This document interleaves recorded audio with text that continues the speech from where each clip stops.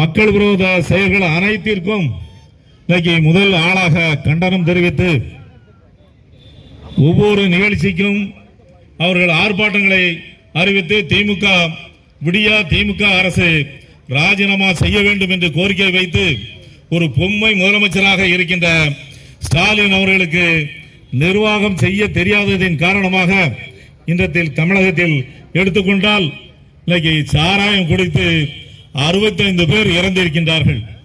ஆனால் இதை தமிழகத்தில் இருக்கின்ற எத்தனையோ கட்சிகள் இருக்கின்றன.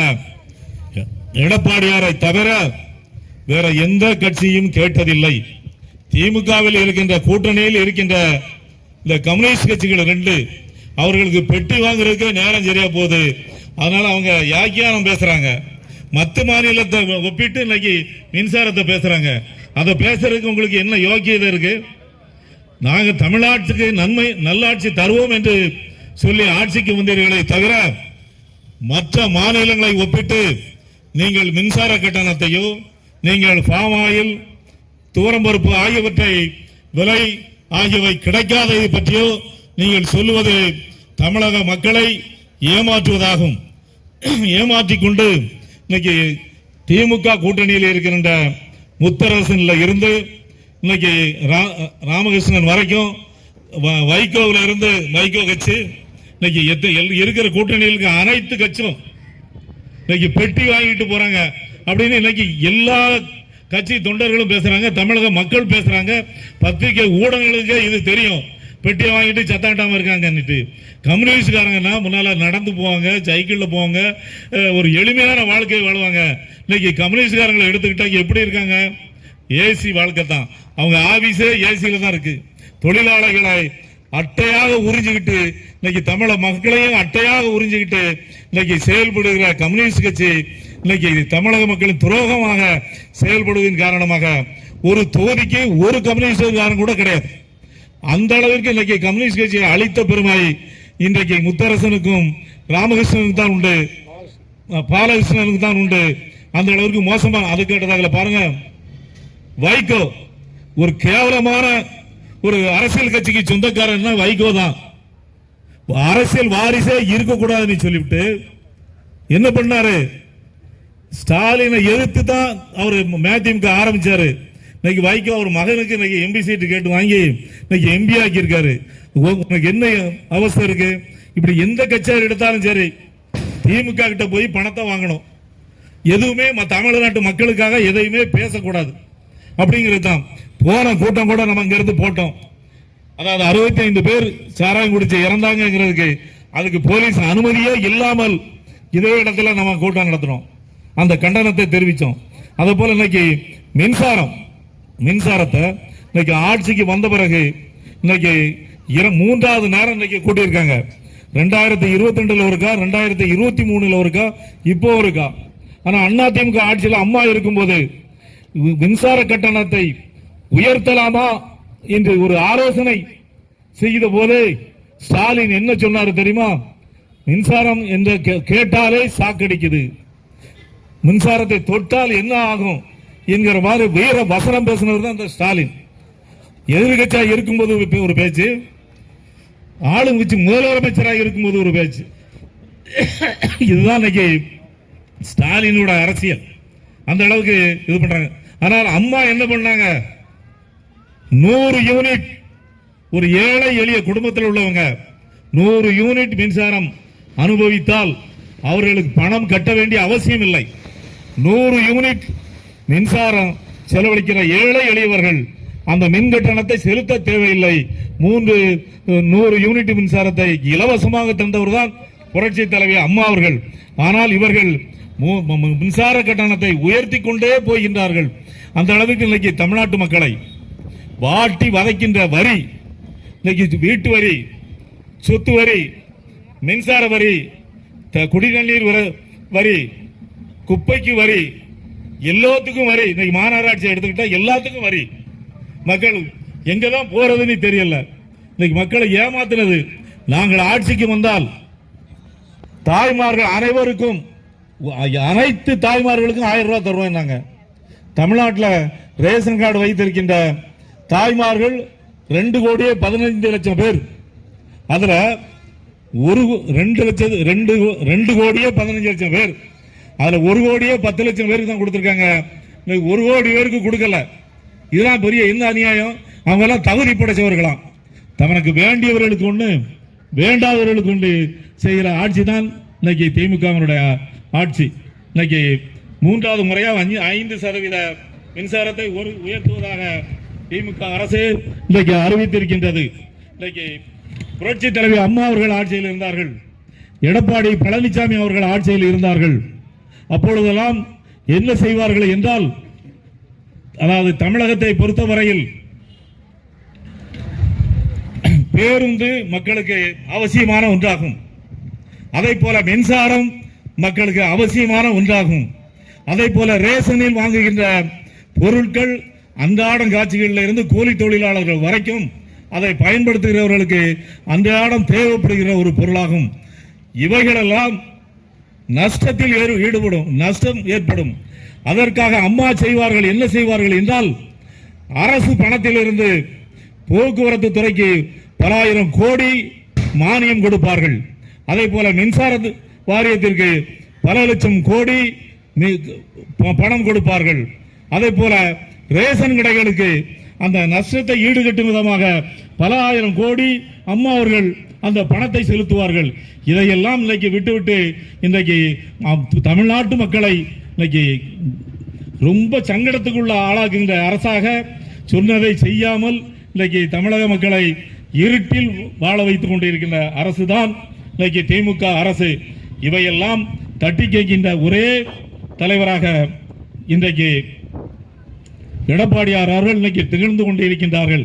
இன்னைக்கு ரேஷன் கடையில் நீங்க போனீங்கன்னாக்கி அங்க என்ன நடக்க, 50 மில்லிக்கு மண்ணெண்ணெய் ஊத்துறான், 100 மில்லி லிட்டர் அளவில் குறையா வந்து விடுறான். பாமாயிலும் அதே மாதிரி தான் 50 லிட்டர் 50 மில்லி யாராவது கொடுப்பாங்களோ அந்த 50 லிட்டரை நீங்க பாட்டில் வாங்கிட்டு வீட்டுக்கு கொண்டு போகும்னால இல்லாமல் போயிடும். இந்த அளவுக்கு மக்களை கொடுமை பண்ற, ஏழை எளிய மக்களை கொடுமை செய்கிற ஒரு ஆட்சியாக இன்னைக்கு ரேஷன் கடையில் வழங்கப்படுது. இதெல்லாம் இன்னைக்கு கண்டித்து தான் இன்னைக்கு இந்த கண்டன ஆர்ப்பாட்டத்தை நம்ம முன்னாள் முதலமைச்சர் அவர்கள் இன்னைக்கு இந்த ஆர்ப்பாட்டத்தை நடத்தி கொண்டே இருக்கிறார்கள். இந்த நிர்வாக திறமையற்ற திமுக ஆட்சியை இன்னைக்கு தமிழகத்திலிருந்து விரட்டி அடிக்க வேண்டும் என்றால் இன்றைக்கு அந்த பலம் இங்கே வருகின்ற தமிழக மக்கள் கையில் இருக்கின்றது. இங்கே வருகின்ற கழக தொண்டர்கள் கையில் இருக்கின்றது. இதற்கு மேலே இன்னைக்கு ஒன்றை சொன்னார்கள், தமிழகத்தில் சட்டம் ஒழுங்கு கெட்டுவிட்டது. எங்க பார்த்தாலும் கள்ளச்சாராயம், எங்க பார்த்தாலும் கஞ்சா, எங்க பார்த்தாலும் போதைப் பொருட்கள், இது எல்லா இடத்திலும் இருப்பதின் காரணமாக இன்னைக்கு அருமை எடப்பாடியார் ஒரு உண்மை நிலவரத்தை இன்னைக்கு சொல்லியிருக்காங்க. 200 நாள்ல 595 பேர் கொலை செய்யப்பட்டிருக்காங்க. இது தமிழ்நாட்டில், வேற எந்த மாநிலத்திலும் இல்ல. அப்ப சட்டம் ஒழுங்கு எப்படி இருக்கு? 200 நாள்ல இன்னைக்கு சட்டம் ஒழுங்கு கெட்டு 595 பேர் இன்னைக்கு கொலை செய்யப்பட்டிருக்காங்க. இது யார் ஆட்சியில் நடக்கு? திமுக ஆட்சியில் நடக்கு. ஆனா அண்ணா திமுக ஆட்சியில் நடந்துச்சுன்னா அவ்வளவு பேரும் கொடிக்கு பிடிப்பான், அவ்வளவு ஊடகங்களும் ஆளாளுக்கும் ஒன்னும் பேசுவாங்க. இதெல்லாம் இன்னைக்கு விட்டுட்டு பணம் மட்டும் போதுன்னு எதிர்கட்சிகள் எல்லாம் சும்மா அடங்கி ஒடுங்கி கிடக்கு.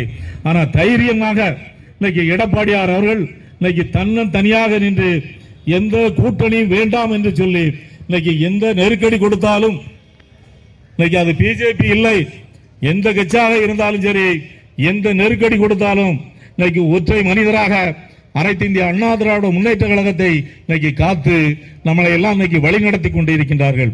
இன்னைக்கு அவர்கள் பட்ட கஷ்டம் எல்லோருக்கும் தெரியும். உள்கட்சியிலையும் பிரச்சனை, பிஜேபியாலும் பிரச்சனை. இவைகளெல்லாம் தாங்கிக் கொண்டுதான் 4.5 ஆண்டு காலம் ஒரு நல்லதொரு ஆட்சியை தந்தார்கள். அவர் 4.5 ஆண்டு காலம் ஆட்சி தந்த பொழுது அந்த கொரோனா என்கிற ஒரு கொடிய நோய் வந்து ஒரு நம்ம எல்லாம் ஒரு 2 ஆண்டு காலம், அந்த 4.5 ஆண்டு காலத்துல 2 ஆண்டு காலம் அவர்களை செயல்படாமல் வைத்து விட்டது. அந்த அளவிற்கு நமக்கு இயற்கையும் இடைஞ்சலாக இருந்தோம். இன்னைக்கு தமிழகத்தை பொறுத்தவரையில் ஒரு பொற்கால ஆட்சியை எடப்பாடி தான் தந்தார் என்கிற ஒரு சூழ்நிலையை இன்னைக்கு உயர்த்தி காட்டியது எடப்பாடியாரின் அந்த 4.5 ஆண்டு கால ஆட்சியில் எந்த ஒரு தமிழ்நாட்டு மக்களும் துன்புறவில்லை. இப்படி எந்த விதையினாலும் சொல்லிக்கொண்டே போகலாம். இன்னைக்கு திமுகவை எடுத்துக்கொண்டால் இன்னைக்கு கருணாநிதியில் இருந்து யாரை எடுத்துக்கொண்டாலும் இன்னைக்கு திமுகவை பொறுத்தவரையில் யாரை எடுத்துக்கொண்டாலும் இன்னைக்கு திமுக ஆளுகின்ற போது தமிழகங்களின் விரோத ஆட்சியாகத்தான் கருணாநிதி ஆட்சி நடத்தினார். இலங்கையிலே 1.5 லட்சம் பேரை தமிழர்களை ஒரே நேரத்தில் சுட்டுக் கொண்டது அது திமுக அரசும் மத்தியில் இருந்த காங்கிரஸ் ஆட்சியும் தான் சுட்டுக் கொண்டது. இதையெல்லாம் மக்கள் மறந்திருக்க கூடாது. தமிழகத்திற்கு அநியாயம் செய்கின்ற தமிழர்களுக்கு ஒரு அநியாயம் செய்கின்ற ஒரு ஆட்சி தான் திமுக ஆட்சி. இன்னைக்கு ஸ்டாலின் ஆட்சிக்கு வந்த பிறகு கருணாநிதி ஒரு புத்தர் போல, ஒரு யோகியர் போல, ஒரு கள்ளைய ட்ரெயின் ஏறி வந்தவன், ஒரு அவர் எவ்வளவு கேவலமா பேசணுமோ அவ்வளவு கேவலத்துக்கு உள்ளப்பட்ட ஆள தியாகி மாதிரி இன்னைக்கு தமிழ்நாட்டு மக்கள் மத்தியில் சித்தரித்து காட்டிக் கொண்டிருக்கான் ஸ்டாலின் அவர்கள். அந்த இதையெல்லாம் போக்க வேண்டுமென்றால் 2026 வருகின்ற சட்டமன்ற தேர்தலில் நமது முழு பலத்தையும் காட்ட வேண்டும். அப்பொழுதுதான் எடப்பாடியார் அவர்கள் முதலமைச்சராக வருவார்கள். எடப்பாடியார் அவர்கள் முதலமைச்சராக வருவார்கள். நாம் எல்லாம் எல்லா திட்டங்களையும் இந்த கருணாநிதி பெயர் வைத்திருக்க அனைத்து திட்டங்களையும் ரத்து செய்ய வேண்டும். அம்மா பசுமை திட்டம் என்கிற வீடு கட்டும் திட்டத்தை கொண்டு வந்தார்கள். இன்னைக்கு அதை கலைஞர் வீடு கட்டும் திட்டம் கொண்டு வந்திருக்கிறார். பாருங்க, இவன் புதுசா யோசிக்கிறதுக்கு மண்டையில் மூளையே கிடையாது இந்த அரசுக்கு. நம்ம என்ன திட்டம் கொண்டு வந்தாங்களோ அதுக்கு பெயர் மாற்றம் வச்சுதான் இன்னைக்கு திமுக ஆட்சி செய்து கொண்டு இருக்கே தவிர வேற அவனுக்கு சுய புத்தியே கிடையாது. நம்ம இங்க சொன்னாங்க,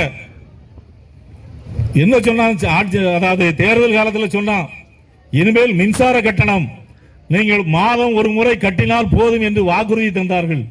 இன்னும் அதை நிறைவேற்றவில்லை. இன்னும் 2 மாசத்துக்கு ஒருக்கா தான் நம்ம மின்சாரம் கட்டி கொண்டு இருக்கின்றோம். அவன் சொன்ன வாக்குறுதியில அதுவும் ஒண்ணு. இப்படி மின்சாரத்தை மக்கள் தலையில ஏற்றி இன்னைக்கு கட்ட முடியாத ஒரு சூழ்நிலைக்கு வந்து இந்த ஒரு சீரழிவை தமிழகத்தில் கொண்டிருக்கின்ற இந்த ஆட்சி ஆள வேண்டுமானால் நீங்கள் எல்லாம் எடப்பாடியார் முதலமைச்சராக வர வேண்டும் என்கிற ஒரே நோக்கத்தில் நீங்கள் செயல்பட வேண்டும். இன்றைக்கு திராவிட முன்னேற்ற கழகத்தை பொறுத்தவரையில் எதுவுமே செய்யாமல் 3 வருட காலத்தை ஓட்டுவிட்டது. எதுவுமே செய்யாமல் கனிமொழி அம்மா இன்னைக்கு 5 லட்சம் ஓட்டு வித்தியாசத்தில் ஜெயித்திருக்கு. அந்த அளவுக்கு பணத்தால இன்னைக்கு கனிமொழி 300 ரூபாய் கொடுத்து தான் இந்த தூத்துக்குடி நாடாளுமன்ற தொகுதியில வெற்றி பெற முடிந்ததை தவிர அவர்கள் சுயமாக நின்று வெற்றி பெற முடியவில்லை என்பதை இந்த நேரத்தில் ஆணித்தரமாக சொல்லிக்கொள்ள ஆசைப்படுகிறேன். தமிழ்நாட்டை பொறுத்தவரையில் என்ன நடந்துச்சு? மோடி பிரதமரா வேண்டுமா வேண்டாமா அப்படிங்கிறது தான் தேர்தல் நடந்துச்சே தவிர ஸ்டாலின் ஆட்சிக்கு ஓட்டு கிடையாது. மோடி வேணும்ங்கிறதுக்கு ஓட்டு, மோடி வேண்டாம்ங்கிறதுக்கு ஓட்டு. இதுல தான் திமுக செய்திருக்கே தவிர திமுகவுக்கு எந்த ஓட்டும் கிடையாது. இங்கே இருக்கின்ற திமுகவா இருந்தாலும் சரி, தலைமையில் இருக்கிற திமுகவா இருந்தாலும் சரி, இதை நீங்கள் எண்ணி பார்க்க வேண்டும் என்று உங்களை நான் கேட்டுக்கொள்ள ஆசைப்படுகிறேன். ஏன்னா அந்த அளவுக்கு தான் தமிழ்நாட்டு மக்கள் இன்னைக்கு நினைவில் வைத்திருக்கின்றார்கள். மோடி வேண்டாம் என்பதற்கு தான் தமிழகத்தில் அதிகமான மக்கள் இருக்கின்றார்களே தவிர திமுக வேணுங்கிறதுக்கு ஓட்டு இல்லை. அதுதான் இன்னைக்கு திமுகவுக்கு கிடையாது வெற்றியை தவிர வேற ஒண்ணும் இல்லை. அம்மா வந்து தனிச்சு நின்னாங்க, மோடியா லேடியான்னு சொல்லி ஓட்டு கேட்டாங்க. 40க்கு 39 இடத்துல வெற்றி பெற்றாங்க. அப்படி தனியா நின்று யாராலும் வெற்றி பெற முடியுமா? இன்னைக்கு இருக்க திமுகனாலும் சரி, காங்கிரஸாக இருந்தாலும் சரி, தமிழ்நாட்டை பொறுத்தவரையில் அம்மா தனியாக நின்றார்கள். 2016 எலெக்ஷன்ல 234 தொகுதியிலையும் இரட்டை இலை சின்னம் தான் போட்டியிட்டது, வேற எந்த சின்னமும் போட்டியிடவில்லை. அப்பொழுது வெற்றி பெற்றார்கள். ஆனால் அதை போல திமுகவுக்கு ஒரு சவால் விடுகின்றோம். நீ உதயசூரியன் சின்னத்தில் 234 தொகுதியில் நின்று உன்னையால ஆட்சி பிடிக்க முடியுமா? இல்லைன்னா காங்கிரஸ் நீ காமராஜர் ஆட்சி வேணுங்க, காமராஜர் ஆட்சி ஸ்டாலின் தாராருங்க, இந்த களவணி பேரெல்லாம் ஆட்சி காமராஜர் ஆட்சின்னு சொல்றான். இது பாருங்க எவ்வளவு கேவலமா இருக்கு, எவ்வளவு ஊழலா இருக்கு. ஊழலுக்காக ஒரு ஆட்சி கலைக்கப்பட்டுச்சுன்னா அது கருணாநிதியின் ஆட்சி. அந்த அப்பொழுது காமராஜரை கடுமையாக பேசியிருக்கிறார் திமுக பொறுத்து.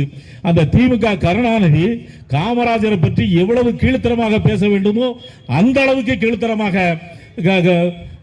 காங்கிரஸ்காரர்களை கருணாநிதி பேசியிருக்கின்றார். மானம் சூடு சோரண எதுவுமே இல்லாம தான் இன்னைக்கு காங்கிரஸ் திமுகவோட கூட்டணி வச்சிருக்கு. இன்னைக்கு கச்சத்தீவு யாரால போச்சு? இன்னைக்கு மீனவர்கள் இன்னைக்கு இடைஞ்சல் பண்றாங்கன்னா, மீனவர்கள் இன்னைக்கு செத்துக்கிட்டு இருக்காங்கன்னா, மீனவர்கள் இன்னைக்கு சிறை பிடிக்கப்படுகிறார்கள் என்றால் அது எதனால? கச்சத்தீவை இந்திரா காந்தியும் கருணாநிதியும் இலங்கைக்கு தாரை வார்த்தை கொடுத்ததின் காரணமாகத்தான் இன்னைக்கு மீனவர் பிரச்சனை தமிழ்நாட்டில் இருந்து கொண்டு இருக்கிறது என்பதை எல்லோரும் கவனமாக தெரிந்து கொள்ள வேண்டும். இப்படி தமிழர்களுக்கு அந்த 1.5 லட்சம் பேரை சுட்டுக் கொண்டது கருணாநிதி, இந்த இலங்கைக்கு தாரை வார்த்தை கொடுத்தது கருணாநிதி. இன்னைக்கு தமிழின விடுதலை புலியினுடைய தலைவர் பிரபாகர், அவரை எல்லோரும் போற்றி விதமாக நாமெல்லாம் நினைத்துக் கொண்டிருக்கிறோம். அவருடைய மறைவுக்கு பிறகு அவருடைய தாயார் மருத்துவ சிகிச்சைக்காக இலங்கையில் இருந்து சென்னை வருகிறார். மத்திய அரசின் பேச்சை கேட்டுக்கொண்டு மத்திய அரசில் அங்கம் வகித்த கருணாநிதி முதலமைச்சராக இருந்து கொண்டு சென்னை விமான நிலையத்திலேயே அந்த அம்மாவை பிரபாகரன் அம்மாவை இறங்க விடாமல் தடுத்து அதே விமானத்தில் திருப்பி அனுப்பியவர் தான் கருணாநிதி.